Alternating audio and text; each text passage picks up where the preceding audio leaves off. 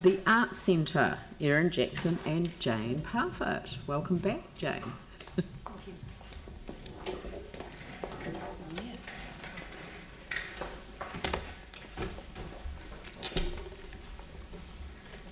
Kia ora koutou. Good morning, Mayor and councillors. We've also got obviously Jane here and Olivia Edgerton, who's our Programs and Partnerships Manager for the Arts Centre. And it's a privilege to be here today on behalf of the Arts Centre Trust Board. It's been wonderful to see so many of you over the past couple of years as we've opened buildings, and it's a privilege to be here today. So as you all know, we are an independent charitable trust as set up in 1978 for the people of Christchurch and Canterbury in order to facilitate, promote, foster interest and involvement in arts, culture and education. And our vision is to be a hub for creative entrepreneurs. As you know, we've got 23 buildings on site and we are over halfway in terms of the restoration program. We've opened 11, we've got 2 more opening this year and we've still got 10 more buildings to go. So we're very much just over that halfway point, but still a bit of work on the horizon. So in terms of us as a heritage site, we are a whole city block and we're really conscious in the environment that we're talking about.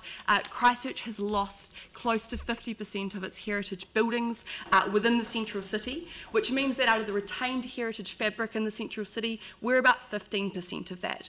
So we're talking about a large site, and I guess our ask to you as councillors is to really make sure that we're continuing to support heritage across the city, because we see it as incredibly important, not just for the value of that heritage fabric, because what it allows us to do as a city and as a community, and we can see that from what we've done within the restoration that we're seeing on the Arts Centre at the moment.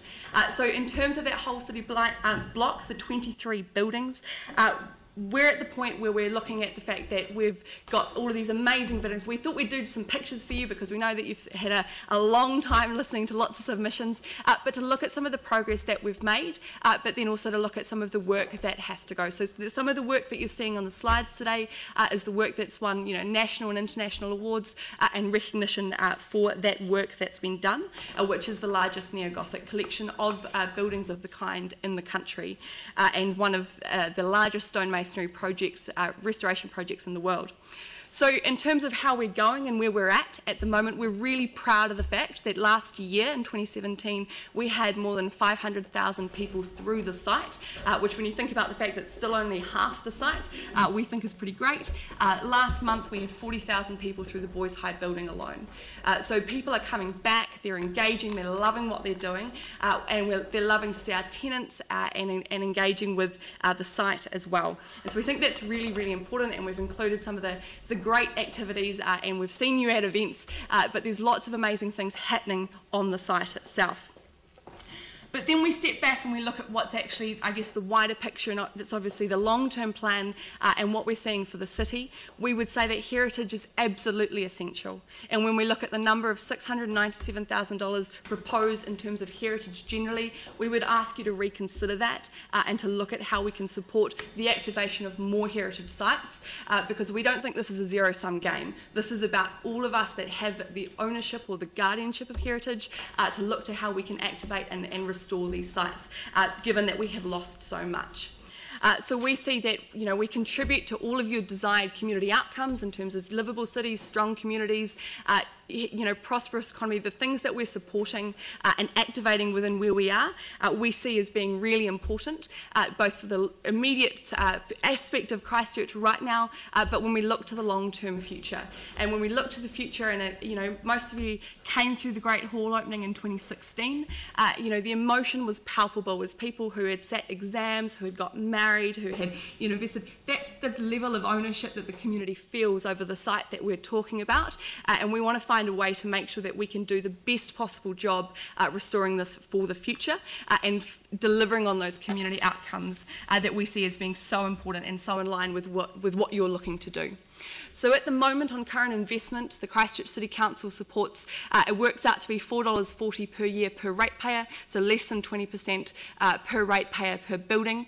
And what we really want to emphasise is for us, this is a really big job in the sense that every dollar that you give us, which we're so grateful for and we know gives us so much access to be able to open other doors, but we have to find $50 for every dollar that you support. So we're at the point where we were able to obviously take a cash settlement and get on with the job, which has enabled us to be where we are today, which is exceptional, but we've still got a long way to go, and we're asking for your support to help us get there. So for us, from our perspective, if we had more support, which looks at the value of $6.29 per ratepayer per year, per week, there we go. But in terms of what that means for us, in terms of increasing that amount to the $500,000 a year rather than $350,000, that spread across 10 years would be absolutely phenomenal for the Arts Centre to be able to finish the job and move forward from where we are today. We're currently at the position where we've been quietly getting on and restoring the site, which is that entire city block, but we really would love the support of the Christchurch City Council to a greater degree to enable us to get on and finish the job. Thank you. Thank you. Phil Yanni. Thank you very much, Erin, because I think your presentation is really timely. Our concern about the heritage funding is that that figure doesn't include money for the landmark fund, which we had previously too. So it is pertinent. I just wanted to ask you, clearly with the Arts Centre, you've done it building by building and step by step, and that's admirable, and there's a lot of use happening now. Would you like to tell us perhaps though about what you'd like to happen, for example, with the planned observatory? Absolutely. So we've got obviously some really exciting projects that are coming on, and I guess for us today is an opportunity to talk about the more semantics, but the exciting things in terms of the observatory is obviously, I mean, Jane, do you want to talk a little bit about the actual work that's happening and where we're going with that? Thank you very much. The observatory is, it's going to be an observatory hotel, so it'll be a boutique hotel on Hereford Street. I think yesterday we got a presentation from the architects. There's going to be 43 preserved heritage rooms in there. We're working with a very good operator who will bring professionalism to it. We're looking at, it's about a 3-year build project, but we're on the way to signing the lease with the operator. A resource consents are in, so we're looking to a favourable outcome. We work very closely with the staff at the council on that, and I think it'll be an exciting addition to the Hereford Street corner. And then we've got Rolleston Avenue. That one's all going to be completed in this year. This year.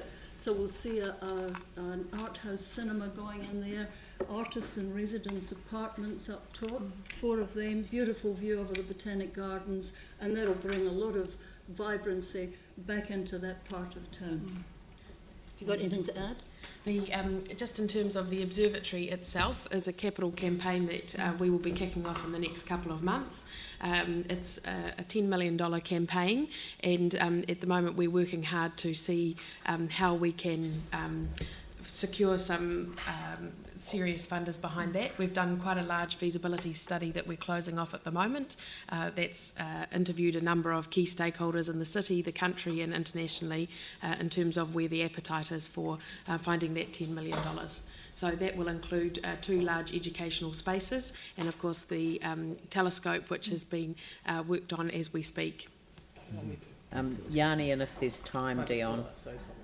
A lot of people have come to us during this LTP and said that we should consider getting Selwyn and Waimak and the region supporting like the stadium. When I think of the old Canterbury University being the Arts Centre, have you approached other territorial authorities to contribute or thought about maybe having a regional rate, a bit like the museum levy, that would, I guess, give you an ongoing kind of mechanism for funding across a wider group of people? There's a number of investigations ongoing as to what it could look like, and that specific idea hasn't been in the mix, so we'll take that idea on board. Thank you very much. Thank you for the presentation. This is more, I just want to say something around the Townsend telescope. You know, it's really great that the Arts Centre is bringing in a lot of people who are passionate about, you know, heritage and what was the city. And I just wanted to say that Graham Kershaw, who's done a lot of work with the telescope, suddenly passed away 24 hours ago.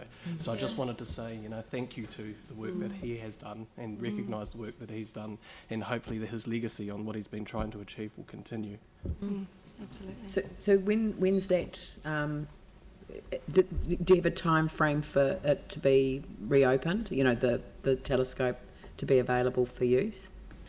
It's within the next couple of years. Hopefully, the rest of the year and early into next year, we'll secure enough funding to be able to proceed. It's the fundraising campaign, and move ahead sort of in the second quarter of next year in terms of sort of turning of the stone. So ideally, we'll be pedaling quite hard in the next 6 months to get there. Yeah, well, our resident social media expert here to my right will post accordingly on Facebook, and that may assist you in your fundraising campaign. Excellent. So, Thank you. Thank you very much. Thank you.